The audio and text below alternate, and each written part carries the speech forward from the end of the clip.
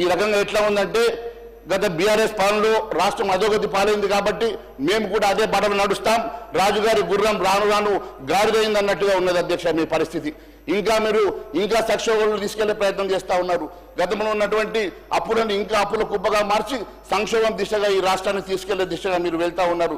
ఎందుకంటే మీరు గత 15 నెలల్లో మీరు తీసుకొచ్చినటువంటి అప్పులు మన ముఖ్యమంత్రి గారే చెప్పారు 1,58,000 కోట్లని. మరి మొన్న మంగళవారం రోజు మళ్ళీ 5,000 కోట్లు తెచ్చినట్టుగా మరి మాకు సమాచారం ఉన్నది. అంటే 1,63,000 కోట్ల అప్పు తీసుకొచ్చారంటే మరి ఏ రకంగా మీరు ఈ రాష్ట్రాన్ని ముందుకు తీసుకెళ్తా ఉన్నారో, ఏ రకంగా ఈ రాష్ట్రాన్ని మరి రాను రాను బీఆర్ఎస్ బాటలో నడుపుతా ఉన్నారో చాలా మరి స్పష్టంగా తెలియపరుస్తూ ఉన్నది అధ్యక్ష. రాష్ట్రంలో అంతేకాదు అధ్యక్ష, అన్నిటికన్నా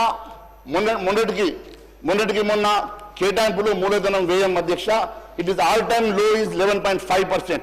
24-25 మొత్తం బడ్జెట్లో మూలధన వ్యయం కేటాయింపులు కేవలం 11.5%. అంటే మీరు క్యాపిటల్ ఎక్స్పెండిచర్ తగ్గించుకుంటూ మీరు రెవెన్యూ ఎక్స్పెండిచర్ పెంచుకుంటూ పోవడం అనేది ఇది ఏ రకంగా సమతుల్యం అవుతుందో తెలియాల్సిన అవసరం ఉంది అధ్యక్ష.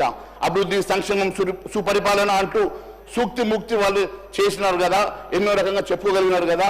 అసలు మీ సూక్తి ముక్తావళి చూస్తూ ఉంటే ఇది అభివృద్ధి సంక్షేమం కాదు, కేవలం కమిషన్ల ప్రభుత్వంగా ముందుకు నడుస్తూ ఉంది అధ్యక్ష. ఇది చాలా బాధాకరంగా ఉంది అధ్యక్ష. బడ్జెట్ ప్రసంగంలో మొదటి పేరాలోనే సుపరిపాలన రథ పరుగులు పెడుతోందని చెప్పేసి ఇక ఆ తర్వాత 5వ పేరా వరకు అంతా సాంప్రదాయాన్ని సుప్పిని శుద్ధ పూసిన అన్నట్టుగా సూక్తి ముక్తావళి వెల్లడించారు కదా అధ్యక్ష.